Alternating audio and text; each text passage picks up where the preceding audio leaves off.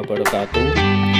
Di sini saya Ismail akan menjelaskan tentang teori proses.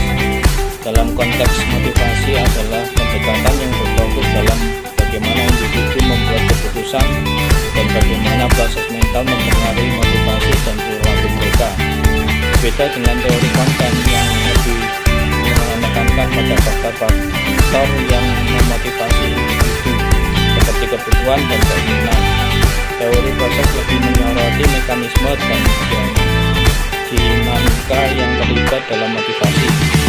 Beberapa teori proses yang terkenal dalam motivasi meliputi teori harapan, teori penentuan tujuan, teori penguatan, dan teori keadilan. Teori harapan menyatakan bahwa motivasi bergantung pada keyakinan bahwa usaha menghasilkan kinerja baik. Kinerja memberikan imbalan dan imbalan bernilai bagi individu. Contohnya, seorang karyawan yakin kerja kerasnya mencapai target akan menghasilkan bonus yang ia hargai. Jika semua terpenuhi, ia termotivasi, dan jika tidak, maka ia tidak termotivasi atau motivasinya menurun. Selanjutnya, teori penentuan tujuan.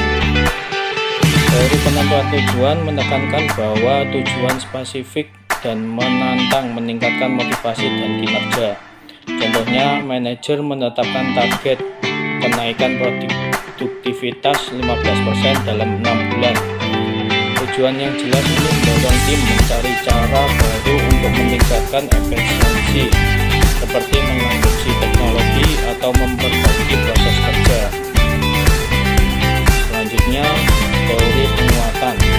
Teori penguatan menjelaskan bagaimana perilaku dapat dimodifikasi melalui penguatan positif dan negatif yang mempengaruhi kemungkinan perilaku tersebut diulang di masa depan.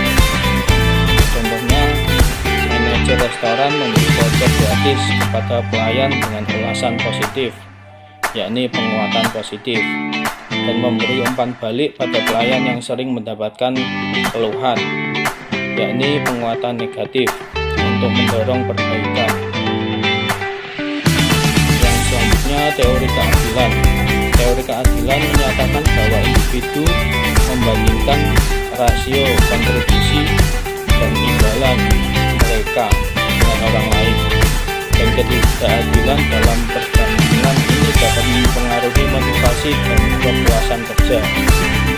Contohnya, jika seorang karyawan merasa bekerja lebih keras tetapi mendapat gaji yang sama dengan rekannya, ia bisa kehilangan motivasi. Sebaliknya, jika imbalan dirasa adil, motivasi akan meningkat.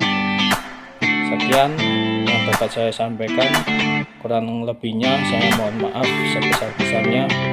Assalamualaikum warahmatullahi wabarakatuh.